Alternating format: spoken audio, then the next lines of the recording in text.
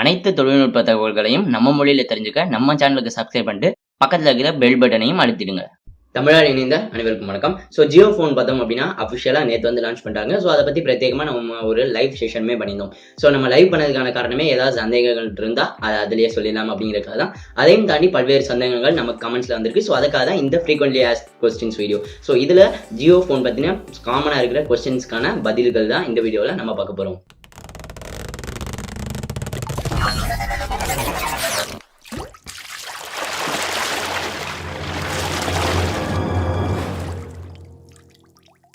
முதல்ல நான் வந்து சொல்லணும் அப்படின்னு ஆசைப்படுற விஷயம் என்ன அப்படின்னு பார்த்தோம்னா, ஜியோ தரப்பால இந்தியாக்கா ஸ்மார்ட் போன் அப்படின்னு சொன்னாலும் இது வந்து ஒரு ஃபீச்சர் ஃபோன் தான். ஸோ நீங்கள் ஒரு ஸ்மார்ட் ஃபோன் யூஸ் பண்ணிட்டு ஃபீச்சர் ஃபோனுக்கு போக தயாராக இருந்தால் மட்டும் இந்த ஃபோன் வாங்கலாம் அப்படிங்கிறத என்னோட முதல் கட்ட கருத்து. ஸோ இப்போ அதை தாண்டி என்ன சந்தேகங்கள் இருக்குது அப்படிங்கிறத பார்க்கலாம்.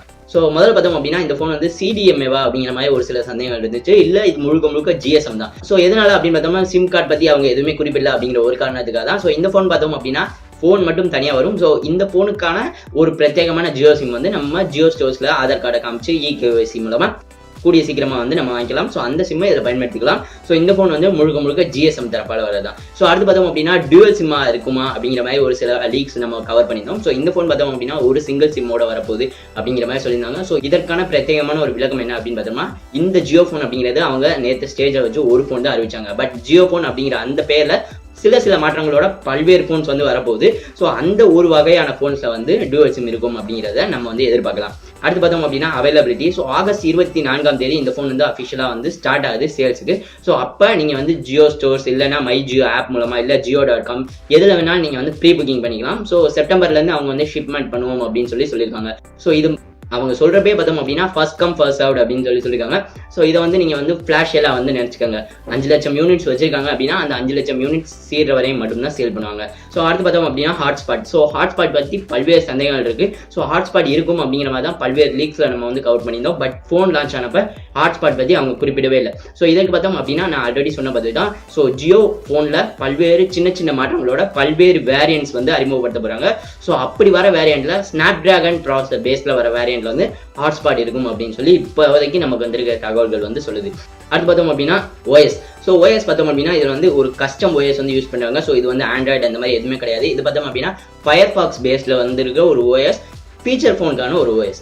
ஸோ அடுத்து பார்த்தோம் அப்படின்னா கேமரா. ஸோ கேமரா பார்த்தோம் அப்படின்னா இவங்க லான்ச் பண்ணியிருக்கிற நேற்று ஸ்டேஜில் வச்சு சொன்ன வேரியண்ட்ல பேக்கில் மட்டும்தான் ஒரு கேமரா இருக்குது. அது பேசிக்கான ஒரு கேமரா தான். அடுத்து பார்த்தோம் அப்படின்னா ஆப் சப்போர்ட். ஸோ ஆப்ஸ் பார்த்தோம் அப்படின்னா ஃபோனோட Jio TV, Jio cinema, Jio music மற்றும் பார்த்தோம் அப்படின்னா ஃபேஸ்புக் மற்றும் யூடியூப் ஆப்போட அவுட் ஆஃப் த பாக்ஸ்லேயே உங்களுக்கு வந்து ஃபோன் வரும். வாட்ஸ்அப். ஸோ இந்த ஒரு சந்தேகம் பல நண்பர்கள் இருக்குது. ஸோ வாட்ஸ்அப் சப்போர்ட் வந்து கூடிய விரைவில் கொண்டு வருவாங்க. பட் நீங்கள் ஃபோன் வாங்கினோடனே உங்களுக்கு அந்த ஆப் வந்து உங்களால் பயன்படுத்த முடியாது. ஸோ எப்படி என்எஃப்சியோட சப்போர்ட்டை ஒரு ஓடி அப்டேட் மூலமாக கூடிய விரைவில் கொடுப்போம் அப்படின்னு சொன்னாங்களோ அந்த மாதிரியே இந்த ஃபோனுக்கான ஒரு சில பிரத்யேகமான ஆப்டிமைசேஷன்ஸோட வாட்ஸ்அப் வந்து வரும். பட் நீங்கள் ஃபோன் வாங்கணும்னா வாட்ஸ்அப் வந்து உங்களால் பயன்படுத்த முடியாது. அடுத்து பார்த்தோம் அப்படின்னா வாய்ஸ் அசிஸ்டன்ட். ஸோ இது பார்த்தோம் அப்படின்னா பேசிக்கான ஒரு வாய்ஸ் அசிஸ்டன்ட் தான். ஸோ நீங்கள் இதன் மூலமாக கால்ஸ் பண்ணணும் அப்படின்னா பண்ணிக்கலாம், மெசேஜஸ் வேணும்னா பண்ணிக்கலாம்.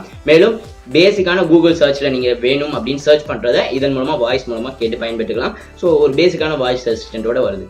அடுத்து பார்த்தோம் அப்படின்னா ஜியோ டிவி கேபிள். ஸோ இந்த ஜியோ டிவி கேபிள் அப்படின்னு பார்த்தோம்னா 309 ரூபாய் மாதம் செலுத்தணும் அப்படின்னு சொல்லியிருந்தாங்க. ஸோ அவர் வந்து முகேஷ் அம்பானி சொன்னதே பார்த்தோம் அப்படின்னா 3 to 4 மணி நேரம் ஒரு நாளைக்கு வீடியோஸ் வந்து பார்த்துக்கலாம். உங்களோட டிவி அது பழைய சிஆர்டி டிவிலேருந்து இப்போ வந்துருக்கிற எந்த டிவியாக இருந்தாலும் ஸ்மார்ட் டிவி வரைக்கும் யூஸ் பண்ணிக்கலாம் அப்படின்னு சொல்லியிருக்காங்க. ஸோ இது எதனால 3 to 4 மணி நேரம் அப்படின்னு பார்த்தோம்னா, இந்த 309க்கு நீங்கள் பண்ணுற ரீசார்ஜுக்கு உங்களுக்கான FUB ஒரு நாளைக்கு 1 GB பெர் டே. ஸோ நீங்கள் ஸ்ட்ரீம் பண்ணுறது எந்த டிவி, அது எந்த அளவு டேட்டா கன்சியூம் பண்ணுது அப்படிங்கிறத பொறுத்து. ரொம்பவே ஹை அண்ட் டிவியில் பண்ணீங்க அப்படின்னா அவங்க சொல்கிற 3-4 மணி நேரம் கூட வராது. அதுக்கு முன்னாடியே கூட உங்களுக்கான டேட்டா வந்து காலியாகிறதுக்கான வாய்ப்புகள் இருக்குது. ஸோ அதுக்கப்புறமேட்டு அவங்க 128 kbps கொடுக்குறாங்க. ஸோ அதன் மூலமாக ஸ்ட்ரீம் பண்ண முடியாது அப்படிங்கிறது நமக்கே தெரியும். ஸோ அடுத்து பார்த்தோம் அப்படின்னா இந்த 153 டேட்டா பிளான் இவங்க வந்து அன்லிமிட்டட் அப்படின்னு சொல்லியிருக்காங்க. ஸோ அஃபிஷியலாக வந்து இது அன்லிமிட்டட். பட் உங்களுக்கு ஹை ஸ்பீட் டேட்டாவா உங்களுக்கு ஜியோவோட ஃபுல் ஸ்பீட்ஸில் வந்து வெறும் 500 MB per day தான் கிடைக்கும். அதுக்கப்புறமேட்டு பார்த்தோம் அப்படின்னா 128 kbps அன்லிமிட்டட் கிடைக்கும். நம்ம இப்போ ஜியோ சிம்ஸ்ல பயன்படுத்திட்டு இருக்க மாதிரியே தான். ஸோ இதோட FUB பார்த்தோம் அப்படின்னா 500 MB. அடுத்து பார்த்தோம் அப்படின்னா இந்த நெட் போதுமா, இந்த இன்டர்நெட் போதுமா அப்படிங்கிற மாதிரி சில சந்தேகங்கள் வந்துச்சு. ஸோ இது பார்த்தோம் அப்படின்னா ஒரு பேசிக்கான ஃபீச்சர் ஃபோன், பேக்ரவுண்ட் ஆப்ஸ் அந்த மாதிரி எதுக்குமே டேட்டா வந்து கன்சூம் ஆகாது. மேலும் டிஸ்பிளே பார்த்தோம் அப்படின்னா ரொம்பவே சின்ன டிஸ்பிளே, ரெசல்யூஷனும் ரொம்பவே கம்மி. ஸோ இதன் மூலம் ஹாட்ஸ்பாட்டும் போட முடியாது அப்படிங்கிறப்ப அந்த ஃபோனில் மட்டும் நீங்கள் பயன்படுத்தினீங்க அப்படின்னா ஒரு நாளைக்கு 500 MB தாராளமாக இருக்கும் அப்படிங்கிறது தான் என்னோட கருத்து.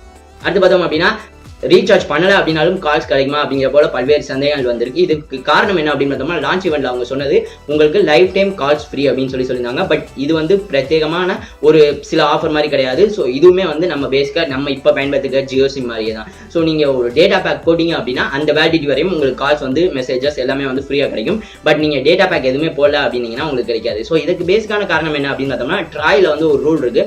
ஒரு சிம்ல வந்து 90 நாட்களுக்கு மேல ரீசார்ஜ் பண்ணாம இருந்துச்சு அப்படின்னா அந்த சிம் வந்து டீஆக்டிவேட் ஆயிடும். ஸோ இப்போ உதாரணத்துக்கு பார்த்தோம் அப்படின்னா, இந்த ஃபோன் வாங்கி ஒரு சிம் பயன்படுத்துறீங்க அப்படின்னா செப்டம்பர்ல ஆரம்பிப்பீங்க. ஸோ செப்டம்பர்ல முதல் ரீசார்ஜ் பண்ணிட்டு அக்டோபர் நவம்பர் பண்ணல அப்படின்னாலும் டிசம்பருக்கு அப்புறம் அந்த 90 நாட்கள் முடியறதுக்குள்ள நீங்க ரீசார்ஜ் பண்ணிட்டீங்க அப்படின்னாலே உங்களுக்கு வாய்ஸ் கால்ஸ் வந்து கிடைச்சிக்கிட்டே இருக்கும். டேட்டா பேக் உங்களுக்கு தேவைப்படுறப்ப நீங்க வந்து போட்டுக்கலாம். அடுத்து பார்த்தோம் அப்படின்னா பிரைஸ். ஸோ இது பார்த்தோம் அப்படின்னா எஃபெக்டிவ்லி ஃப்ரீ அப்படின்னு தான் சொல்லியிருக்காங்க. ஸோ இந்த எஃபெக்டிவ்லி ஃப்ரீக்கான அர்த்தம் என்ன அப்படின்னு பார்த்தோம்னா, நீங்க 1500 ரூபாய் வந்து செக்யூரிட்டி டெபாசிட்டா கட்டணும். ஸோ இது வந்து உங்களுக்கு 3 வருடத்துக்கு அப்புறம் நீங்க போனை திருப்பி கொடுத்தீங்க அப்படின்னா அந்த 1500 ரூபாய் திருப்பி கொடுப்பாங்க.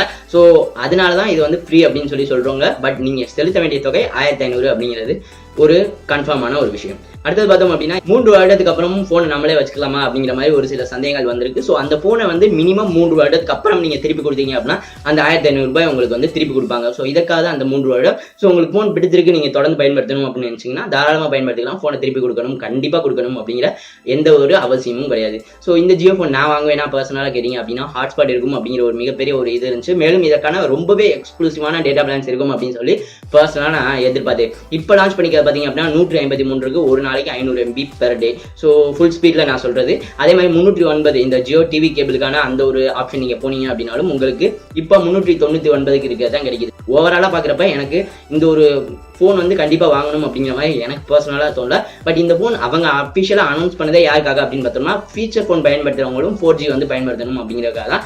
ஸோ அப்படி ஃபீச்சர் போன் பயன்படுத்திட்டு இருக்கிறவங்களுக்கு இந்த பிளான் வந்து ரொம்பவே வந்து பயனுள்ளதாக இருக்கும் அப்படின்னு நான் நினைக்கிறேன். ஸோ இந்த மாதிரி பல்வேறு சந்தேகங்கள் வந்து இப்போ நிவர்த்தியான பிறகு இப்போ இந்த போனை நீங்க வாங்குவீங்களா அப்படிங்கிறத மறந்துடாம கீழே கமெண்ட் பண்ணுங்க.